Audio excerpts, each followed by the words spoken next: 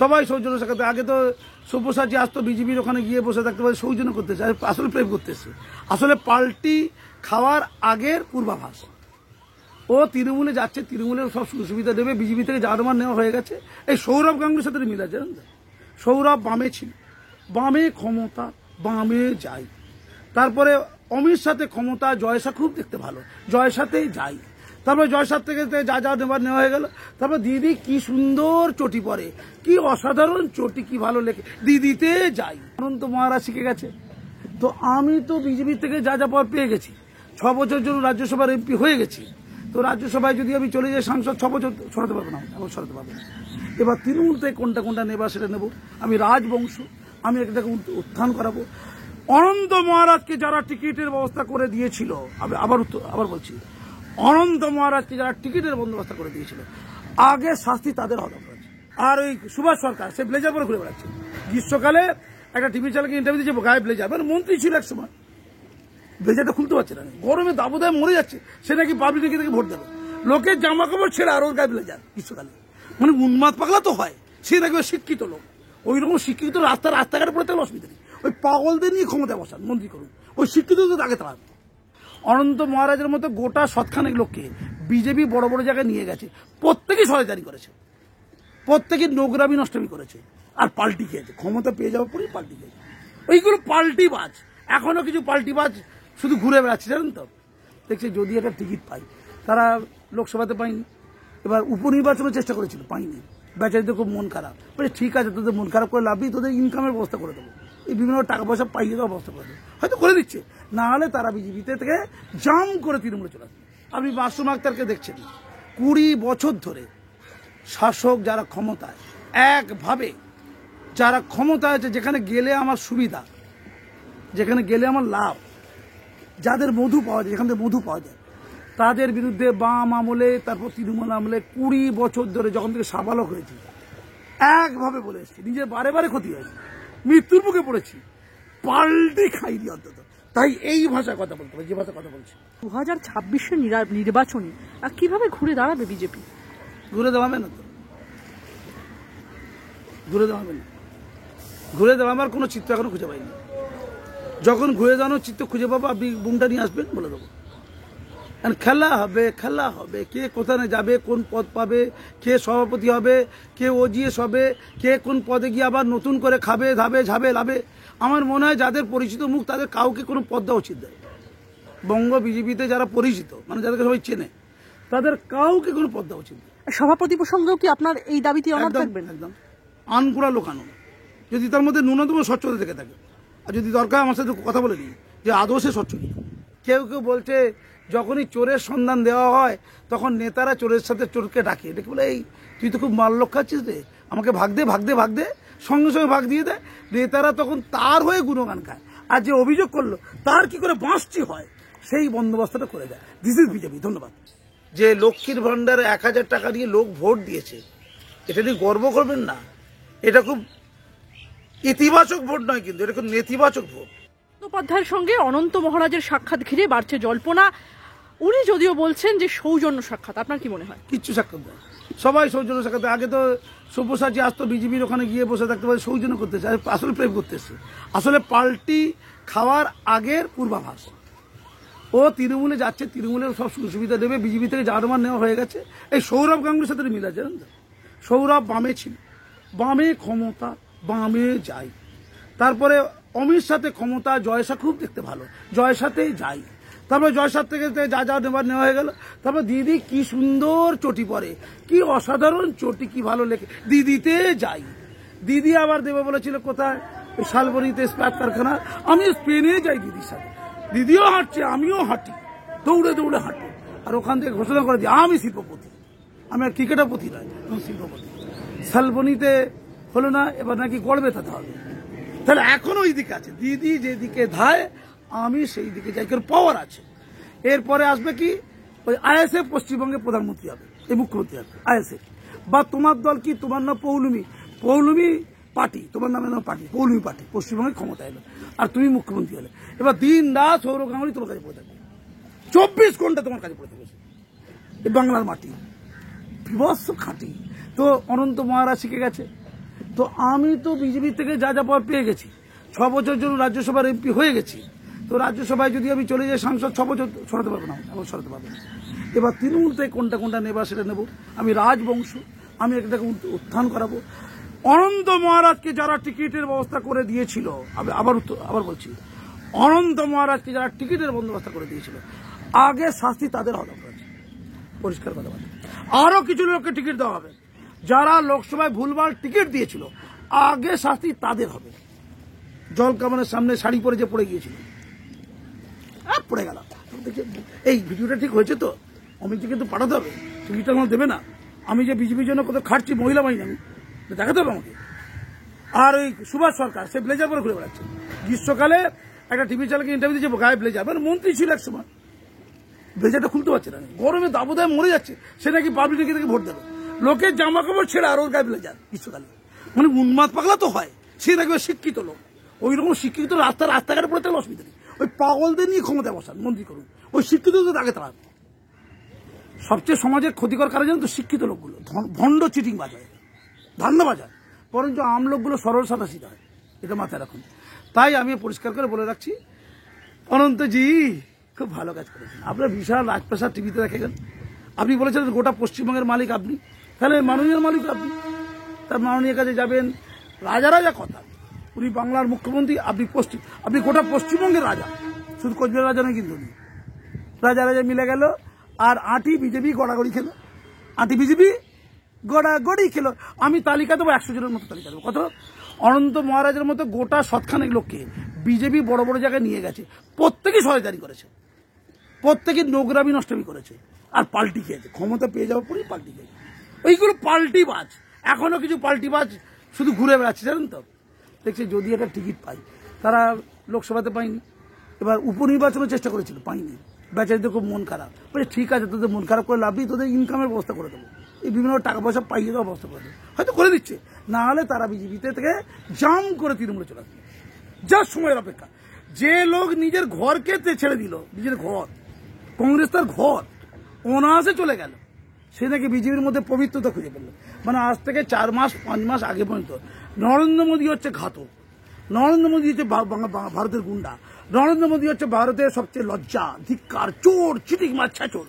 এই 4 মাস আগে পর্যন্ত বলল। 4 মাস পরে সে বিজেপিতে এলো। নরেন্দ্র মোদী শ্রেষ্ঠ, পৃথিবীর বড় মহাপুরুষ, এত বড় সাধক হয়নি, বিজেপি বিশ্বাস করে নিচ্ছে। হয় কোনোদিন? কি করে বিশ্বাস করে বলুন লোকটাকে? করা যায়?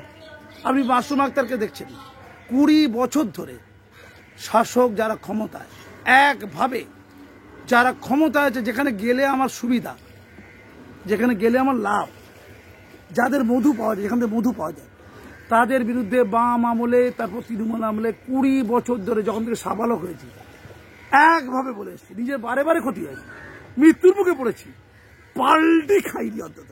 তাই এই ভাষায় কথা বলতে হবে, যে ভাষা কথা বলছি। রেশন দুর্নীতি মামলায় তদন্তের জন্য অভিনেত্রী ঋতুপর্ণা সেনগুপ্তকে তলব করেছিল ইডি।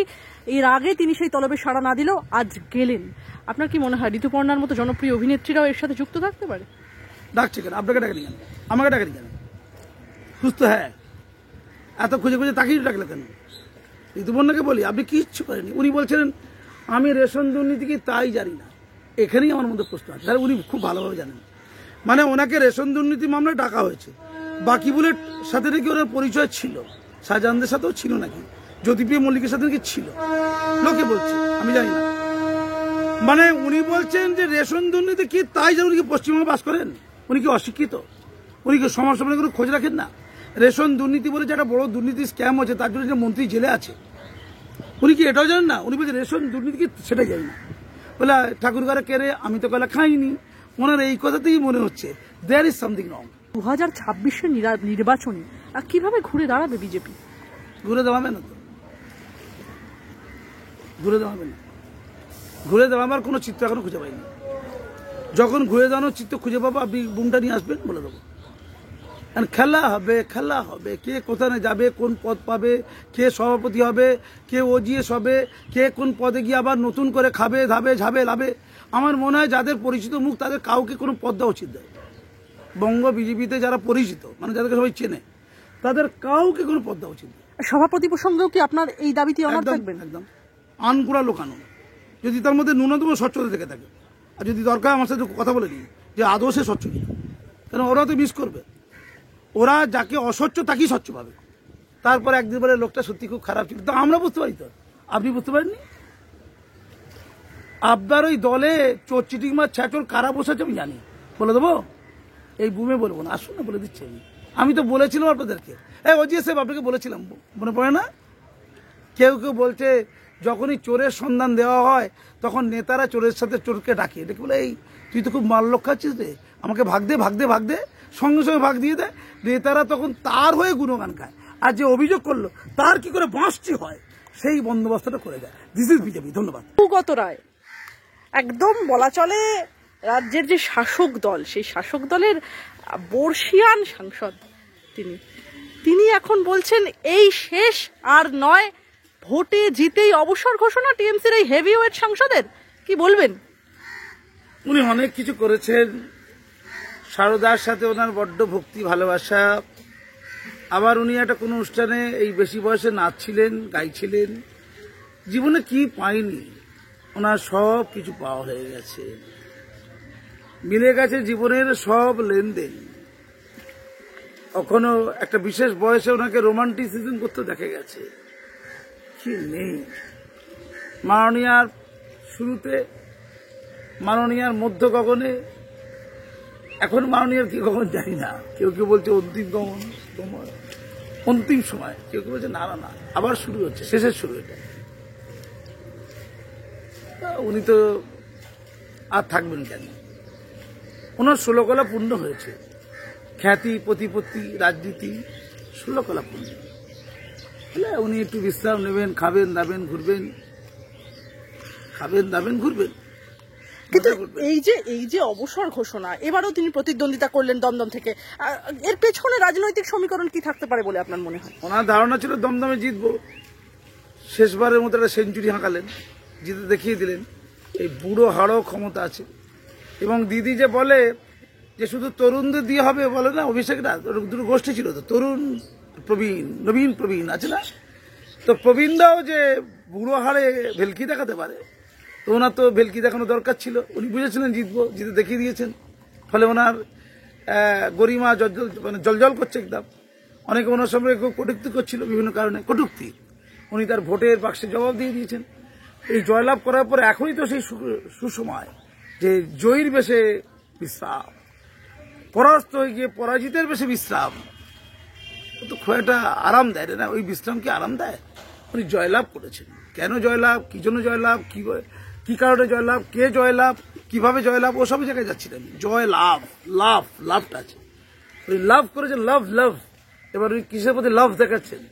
বিরতির প্রতি লাভ দেখাচ্ছেন। বিরতি মানে ওই রাজনৈতিক জীবন থেকে অব্যাহতি, ওনার অন্যান্য জীবন চলবে, রসে বসে খোঁজ মেজাজে উনি থাকবেন, উনি যাবেন না, থাকবেন।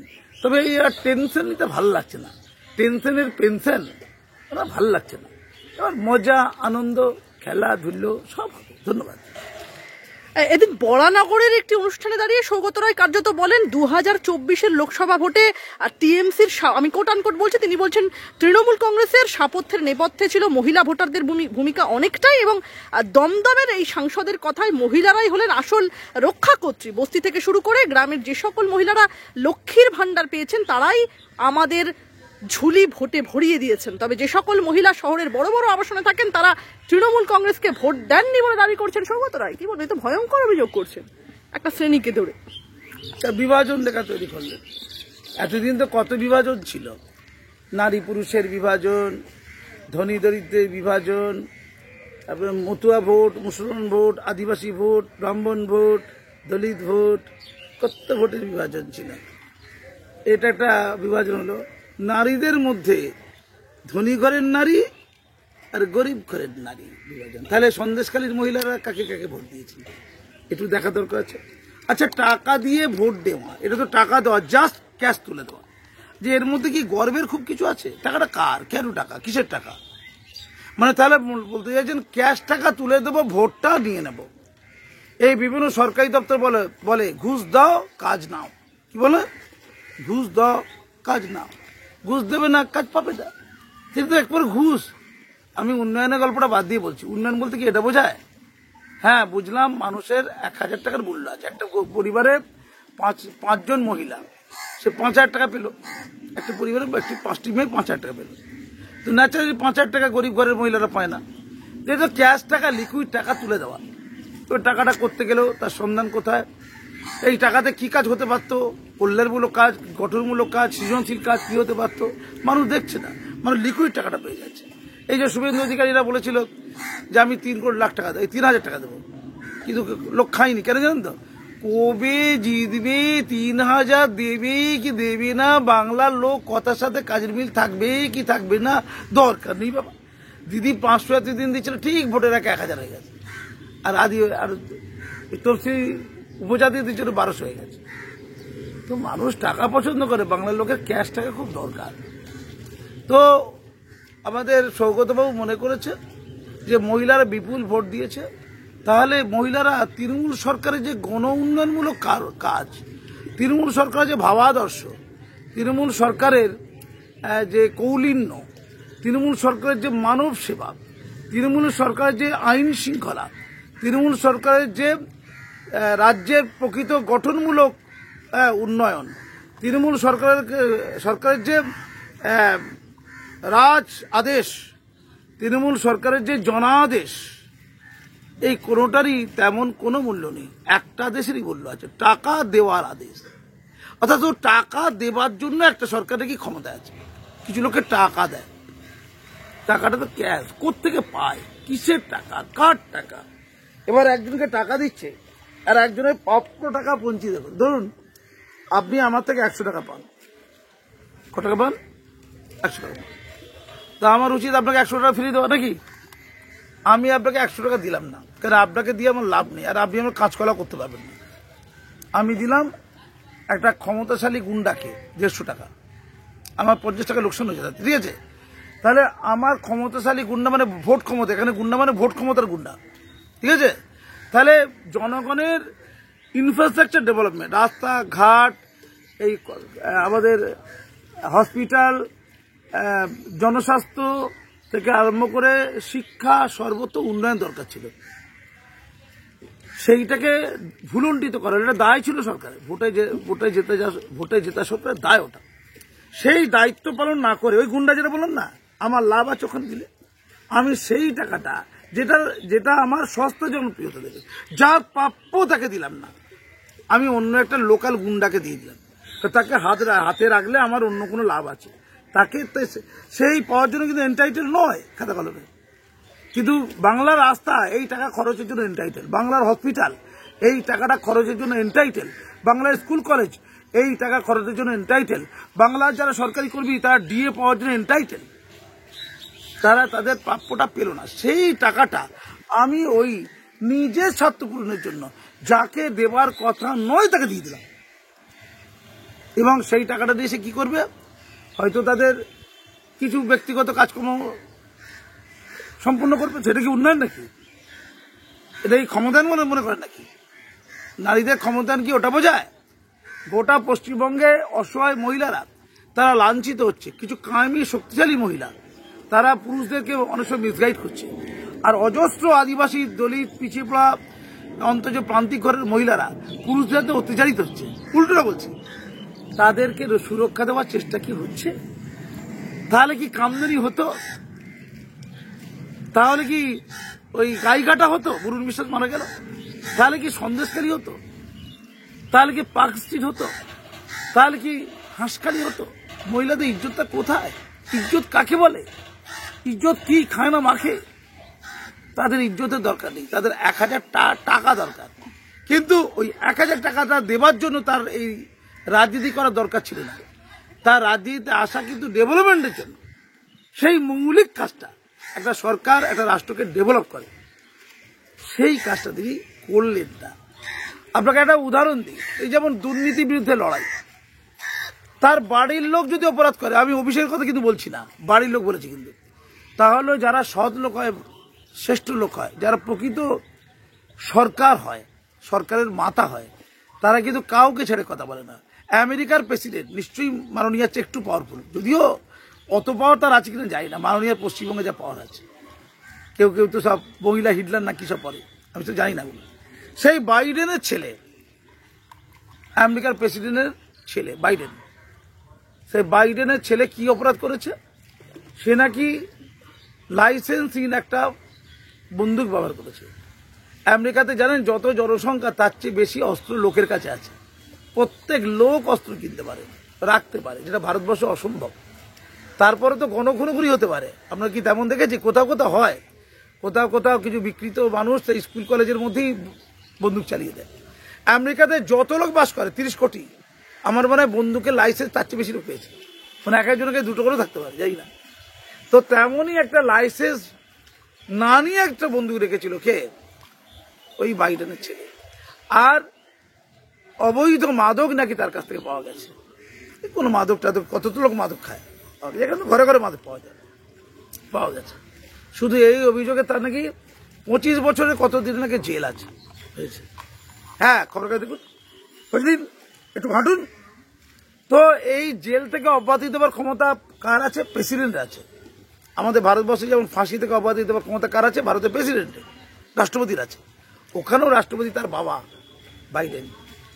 বাইডেনের কাছে অ্যাপিল গিয়েছিল কোনো ক্ষেত্র থেকে। বাইডেন বলছে না, আমার ছেলে পাপ করেছে, ও শাস্তি পাবে, ও এখন জেলে। বাইডেনের ছেলে জেলে। তার আগের প্রেসিডেন্ট ছিল ডোনাল্ড ট্রাম্প, প্রচুর টাকার মালিক। তারপরে অর্থের দুর্নীতি, ত্রুটি বিচ্যুতি পাওয়া গেছে।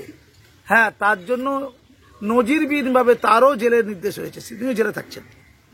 ক্লিয়ার? তাহলে আমেরিকার মতো দেশে এটা হয়। তার আগে ছিল কে? তার আগে ছিল আমাদের বারাক ওবামা। আমরা কথিত জানি, এ নিয়ে অনেক গল্প আছে। তার মেয়ে ওয়েটার হিসেবে কোনো একটা হোটেলে কাজ করত।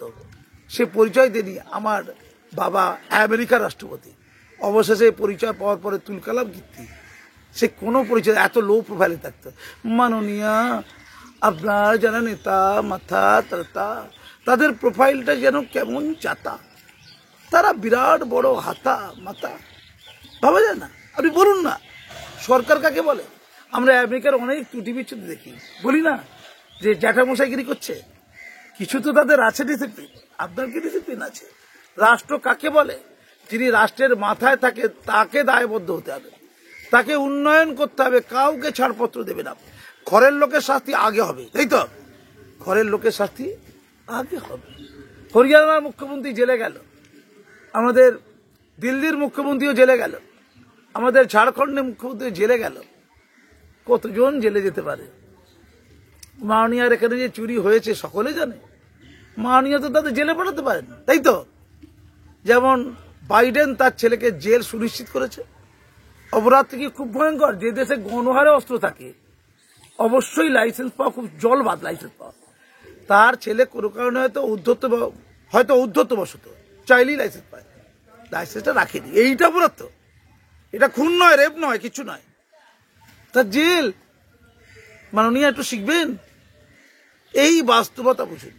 আমি শুধু একটা কথা বলবো যে লক্ষ্মীর ভান্ডারে 1000 টাকা দিয়ে লোক ভোট দিয়েছে, এটা নিয়ে গর্ব করবেন না। এটা খুব ইতিবাচক ভোট নয়, কিন্তু এটা খুব নেতিবাচক ভোট।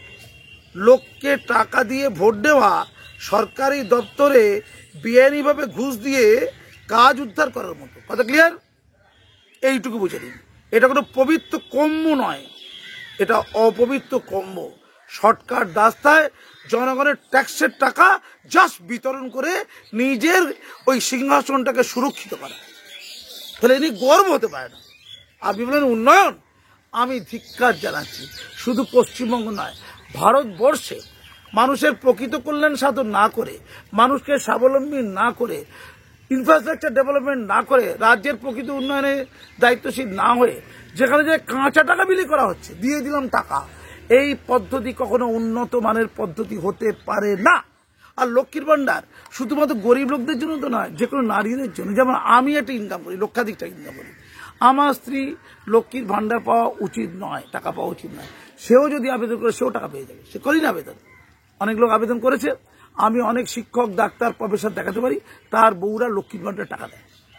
আমার ট্যাক্সের টাকা, আমি ট্যাক্স দিয়েছি, সেই টাকা ওই কোটিপতি ঘরের বউকে দেবেন আপনি? এ উদ্ধত এই সময় এই অধিকার আপনি কে দিয়ে উত্তর দিন? আপনাকে আমরা তক্তে বসিয়ে দিয়েছি। আমরা মানে দুর্গাই মোল্লারা আমরা বসিয়ে দিয়েছি। আমরা দায়িত্ব দিয়ে আপনাকে বসিয়ে দিচ্ছি, ভালো কাজ, বসে গেছেন আপনি। তো এই কাজ আপনি করছেন কেন? আপনি আর্থসামাজিক মানদণ্ডে কিছু মহিলাদের হাতে অর্থ তুলে দিলেও তবে একটা মানে থাকে যে তারা স্বামীর কাছ থেকে কিছু অর্থ করতে পারে না, একটু ফিনান্সিয়াল এম্পাওয়ারমেন্ট হলো, এটা মানছি, এটা একটা হালকা হলো যুক্তি আছে, হালকা হলো যুক্তি আছে। আমি বলতাম ওই অসহায়কারের মহিলাদেরকে কাজের সুযোগ করে দিন, গ্রামীণ কাজের জন্য তাদেরকে বিশেষ করে লোন দিন, তাদের কাজের উৎস বাঁচিয়ে দিন, কাজের পরিবেশ তৈরি করে দিন, কাজের জন্য মেটেরিয়াল কিনে দিন, এটা ছিল লজিক্যাল। তারপরেও যদি আপনি অর্থ কাঁচা টাকা দিয়ে থাকেন তাদের দৈনন্দিন হাত খরচের জন্য, ধরলাম সেটা হতে হবে গরিব, হতে হবে আর্ত, হতে হবে অনগ্রসর। কোটিপতির বউরাও যদি মনে করে নিতে পারে, আপনি বলেন তার নিচে নিশ্চিত রাজার হস্ত করে সমস্ত কাঙালের ধন চুরি। আপনাদের পার্থর কি টাকার অভাব ছিল? বলুন শিক্ষামন্ত্রী। বল্লুদা জ্যোতিম নাকি কি জ্যোতিপ্রিয় মল্লিক নাকি অনুপাতে টাকার অভাব ছিল, তবু তো চুরি করলো। যার যত আসে সে তত চুরি করে, এটি ক্যারেক্টার। তো টাকার অভাব না থাকলেও তো লোক চুরি করে। তার টাকার অভাব যদি না থাকে, যদি বিপুল চুরি করে, পুকুর চুরি করে, তাহলে কোটিপতি ঘরের বউরা কেন 1,000 টাকা নেবে না? ওটাও তো এক ধরনের আমার টাকা চুরি করা, আমার ট্যাক্সের টাকা চুরি করা। হ্যাঁ আমি টাকা দিই আর ওরা চুরি করে খায়। প্রযোজনে মাননীয়া, ধন্যবাদ।